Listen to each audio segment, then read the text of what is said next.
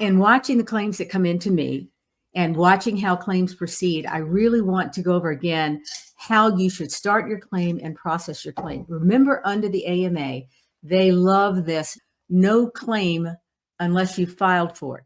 Even though for years we have had inferred claims that say, if it's clear that you needed aid in attendance, then that's when the claim arose. If it's clear you have loss of hands or feet or use of hands and feet, that's when the claim arose. Not anymore.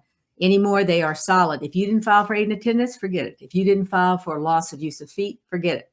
So I want you to do this when you start your claim. I want you to think about all of the problems you have that you think should be service connected and file for them. Clearly, unemployability is something you're probably not going to get because you don't have any ratings right now. But when you are available to get that, you will have filed, and therefore you can fight to get that unemployability back to the time that you first filed if you can show you have ratings for that. This is the same for aid in attendance, loss of use of feet, loss of use of hands. So you need to realize people are going to tell you you're going to be denied, so don't file that claim. That's not the issue. The issue is establishing an effective date so that when you win, and you're going to win, you will get paid all the way back. It's really sad to me when clients are sort of piecemealing their claim and they keep filing a little by little, and then they get unemployability the date they filed it. So don't do that to yourself. The other thing that I would tell you is I have been shocked by how many things are all related. So if you have hypertension, high blood pressure, then you're likely going to have a heart problem. If you have hypertension, it may cause you to have anxiety. There are all sorts of things that are related. So just because you can't relate one thing to the service, but you can relate it to another condition you have that is caused by service, make sure you file for all of those claims as well. I find if you have the disease and if you think there's a legitimate connection, okay, I don't want you to go filing for stuff clearly that didn't happen in the service. Don't do that. Or it's not related. Or it's not related to service.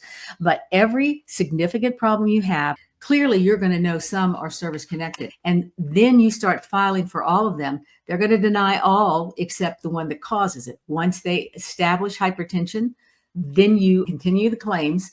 Then you come in and say, here's a medical treatise that says one of the leading causes of glaucoma is hypertension, diabetes, whatever you have. So that's the big problem I'm seeing, okay? You're not filing all these claims. So remember, before people would say, well, what if I get 100% for my back? I don't really need all these claims. Now, under the Berry case, it is clear that once you get 100% and you get aid in attendance, you're going to get paid for all of these other claims that have a 50% rating or higher.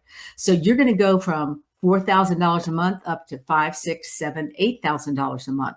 So this is important. Establish the claim and file those claims now. I can't tell you how important that is. It is so sad to me when people come to me and it's too late to get unemployability. It's been 10 years they've been out of work, but they never filed. So y'all are smart. I'm really impressed with what you do. So this is the one thing that I'm not seeing, and I hope that all of you start doing it. You want to start with the end in mind. You start by thinking about where do I want to be? Not saying, okay, I got to get this, and then I get that, and I get this, and then I finally get there.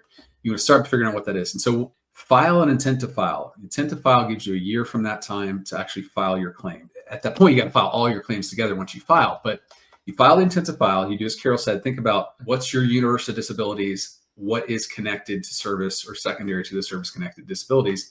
And then I'd ask your spouse, I'd ask your doctor, like, hey, what of these are connected? And then file all those. And then with the end in mind is, hey, I should be service connected for all these. And as Carol said, if I can't work because of them, I put that in there too. So take your time. I do think that's kind of a good thing with the intent to file is that you're not hurrying up to file just to get the correct effective date. You put that in there and you can be thoughtful about what issues you're putting in and why. Unfortunately, for people who have Parkinson's, dementia, peripheral neuropathy, muscular dystrophy, and multiple sclerosis, you are going to need all of those things. You're going at some time to be out of work.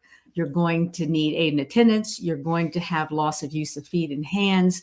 So file those right away. It's really sad, but you don't have to worry about that. That's something you need. And don't let the claim die. Remember, within a year, you have to appeal it. Just keep appealing. Just keep it going so that when you actually win what you need to make those effective, you're going to get that rating all the way back.